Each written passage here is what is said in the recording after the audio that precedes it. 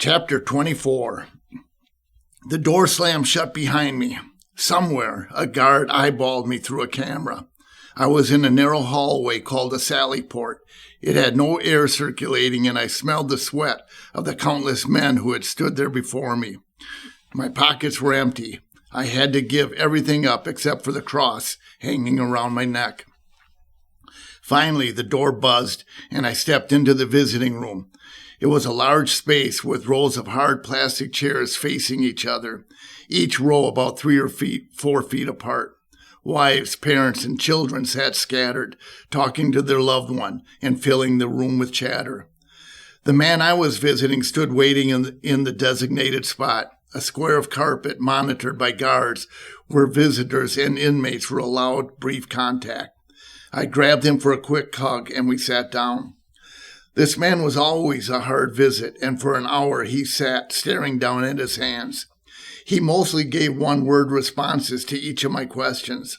I filled the silence between us with empty blather. It was exhausting. His mom had reached out to me after he overdosed before going to prison. The first time I showed up, he spent the hour trying to convince me he was innocent. "I'm not a judge. I'm not the jury," I told him, "but I prefer you don't lie to me." I tried to meet his eye, tried to get him to hear me. "I'm here as a pastor," I said, "because Jesus wants you in heaven just like anybody else. That's why I'm here." I almost always leave that visit feeling drained. No matter how many times I make the drive, no matter what I say or how hard I pray, his world, his spirit, his future seems just as dark as if I hadn't shown up at all. Still, in a few weeks, I will hand over my keys and my wallet, and I will stand in the sally port again. I'll breathe in the stale air and experience an uncomfortable flashback. In 2006, I walked out of prison a free man. As my dad drove me away, I swore I'd never return. It's a sign of God's sense of humor that he keeps sending me back.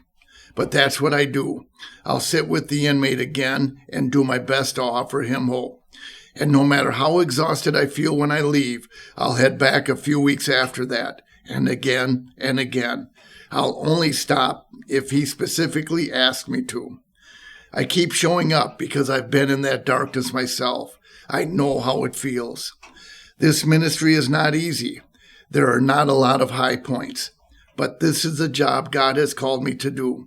Show up in the prison. Show up in the halfway house. Show up in the restaurant. Sit with the man struggling in the darkness and shine the light of Christ into his life.